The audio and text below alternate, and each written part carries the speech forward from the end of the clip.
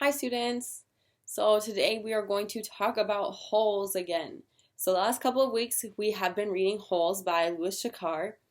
There have been a lot of events and a lot of plot development that has happened. So today I want to help you all increase and teach you how to increase your comprehension. So cause and effect is a relationship in which you can see how events that cause and effect. So if I was walking down the street and I kicked a rock and then it went into the grass, the cause would be I kicked a rock, and then the effect would be it landed in the grass. So it is a good way to increase your comprehension by knowing how these two relate, because it allows you to create an organization of the plot and events that we've read about so far too. I would like all of us to practice using a T-chart in using this. I will help you all and we will work together. So first, so please write them down when I write them down on the main projector. Right now we are about halfway through the book, so let's create a cause and effect T-chart to organize the events that have already happened.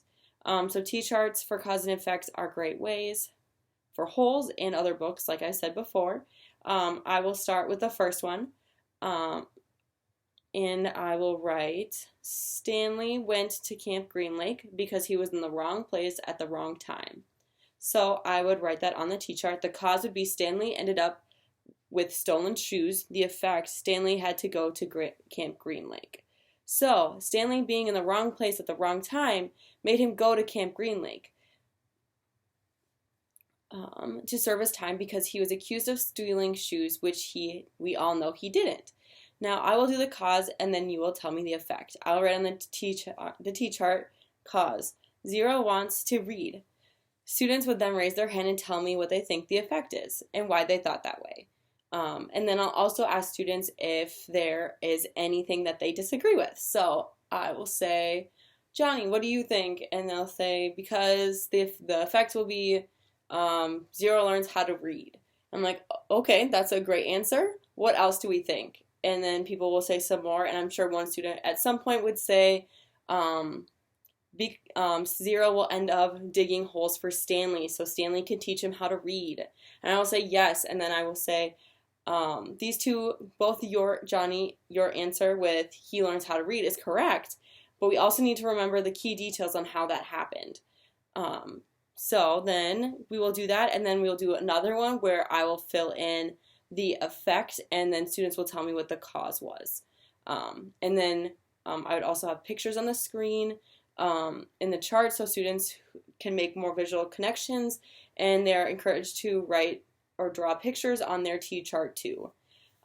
So we will go through about 3 of these as a class. We'll do more if students are confused or if we all have more questions. After this, please write on your T-chart other events that happen in the book that are related in a cause and effect way. Try to aim for at least 3. I can help you at any point. I will be walking around the room. And then I will also, as a teacher, have a cheat sheet in my hand of some good examples if we have not talked about them already. And then at the very end, okay, now that everybody's created your T-chart, you can all set them on your desks, and then we're all going to walk around and see all of the different cause and effect relationships we have from the book so far. So we'll walk around for about 5 minutes and then we'll reconnect. So after we've walked around for 5 minutes or so, maybe we do a little longer, maybe we go a little shorter. And then at the end, I would say, today we enhanced our comprehension. We learned how events are connected through cause and effect in our book Holes. We also were able to visualize or practice visualizing these events scenes in our minds. Use this strategy with every or any text that you see. How are these things related? Does one cause the other? How did this event happen? What is an effect of another event? So keep those in mind. Have a good rest of your day.